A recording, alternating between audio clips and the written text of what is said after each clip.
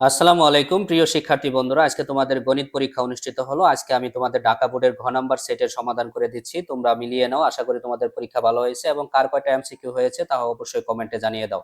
দেখো, এক নাম্বার যে প্রশ্নের সমাধান হবে সেটা হচ্ছে তোমাদের খ নাম্বারটা 42.67। 2 নাম্বার যে সমাধান হবে সেটা হচ্ছে তোমাদের সঠিক হবে a square plus B square divided by ab। এবং 3 নাম্বারটার উত্তর হবে খ নাম্বার। 3 নাম্বারটার 4 নাম্বার উত্তর হবে 49√3 ডিভাইডেড বাই হচ্ছে 2।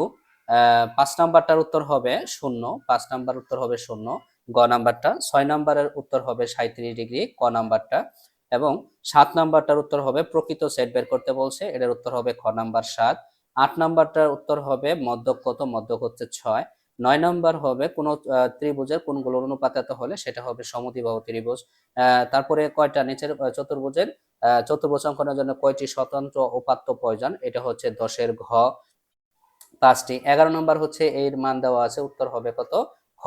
12 নাম্বারটা দেখো, তোমাদের উত্তর হবে খ নাম্বার 469। 13 নাম্বারটার হবে ঘ নাম্বার 4/9। 14 নাম্বার উত্তর হবে তোমাদের 1, 2, 3 ঘ নাম্বারটা। 15 নাম্বার হবে তোমাদের 19% ঘ নাম্বারটা। এবং 16 নাম্বারটা হবে ঘ নাম্বারটা m × 100 + r ডিভাইডেড বাই 100।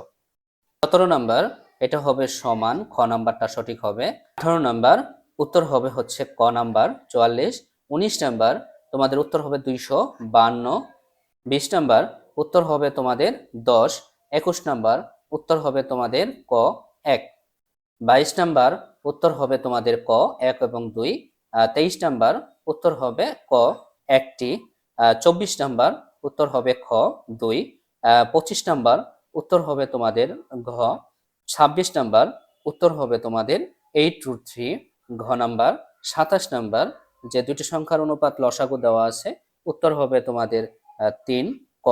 এবং 28 নাম্বার তোমাদের উত্তর হবে হচ্ছে ক 33 ডিগ্রি। এবং 29 নাম্বার উত্তর হবে তোমাদের খ 73 ডিগ্রি। এবং 30 নাম্বার উত্তর হবে তোমাদের ঘ 50 ডিগ্রি। এই ছিল আজকের ঢাকা বোর্ডের তোমাদের সমাধান, তোমরা মিলিয়ে নাও এবং কার কয়টা এমসিকিউ হয়েছে সেটা অবশ্যই কমেন্টে জানিয়ে দাও।